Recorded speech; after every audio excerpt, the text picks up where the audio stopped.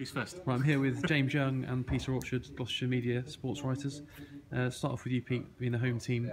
You cover Forest Green home and away every game. What did you make of tonight's game? I thought they played very well, Forest Green. I thought they were extremely lucky to be 1-0 down at half time. Having said that, they didn't defend the goal particularly well. Thought they might struggle second half to recover from that. That's a horrible blow on the stroke of half time, particularly after back-to-back defeats. But fair play to them, they've dug deep and got themselves back into it. Excellent free kick, a very rare David Pipe goal. Cheltenham retake the lead with a very well taken goal from their behalf, but again, I'm sure Adi Pennock was not particularly enamoured with the defending. Another test of catch, and again they came through. So they might even be a touch disappointed with a point, but I think before the start of play they would have taken it, given the run they've been on. Also missing two key midfielders in Sam Wedgbury and Rob Sinclair. And a point probably just about the fair result, I think. Yeah, James, what's your assessment? Cheltenham obviously led twice. How do you think they'll feel about the point? Funnily enough, for a side that led twice, I think they'll probably leave happier with the point than Forest Green were, because I think Forest Green were the better side, especially in the first half. It was not so much chances created, but the sort of territory and possession was all Forest Green, and it was a real robbery to go in at half time 1-0 up. And Cheltenham improved in the second half, but I think they'll be disappointed after obviously taking the lead twice to let it slip. But on the reflection of the whole 90 minutes, it's a good point for Cheltenham. Yeah, you've obviously seen Forest Green for the first time this season tonight. They won the first 9 games. What was your opinion of them tonight?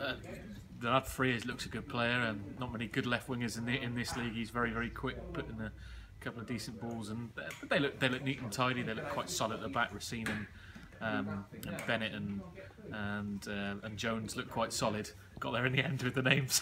and I asked Gary Johnson at the end whether he thought it was the best two teams in the league playing each other. He said it wasn't on tonight's form, but I think that's probably the two best teams that we've seen so far this season, and I would be very surprised if they're not. They're still there battling out at the top in May.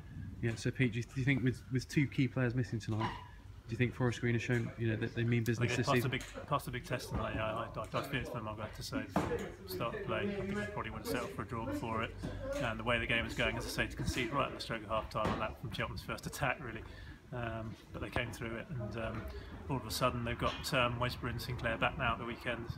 Pipey did his course with no harm with that performance in midfield, but he's actually picked up a bit of an ankle knot tonight. But I think he'll be okay. But even if he is fit, I think he'll be back in the back four at the weekend.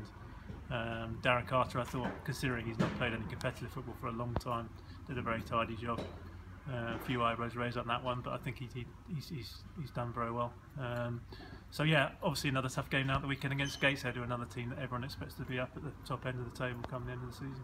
Yeah, it could be an absolutely brilliant title race, couldn't it? Hopefully between the two Gloucestershire sides, but it's set up nicely, isn't it? It's just a shame is that the next game between the two is in November, and then there's 6 months before the end of the season. It would have been nice to have a real sort of Easter bun fight between the two, like days gone by. But I guess that's going to be that's not going to be the case with it all over in 6 weeks.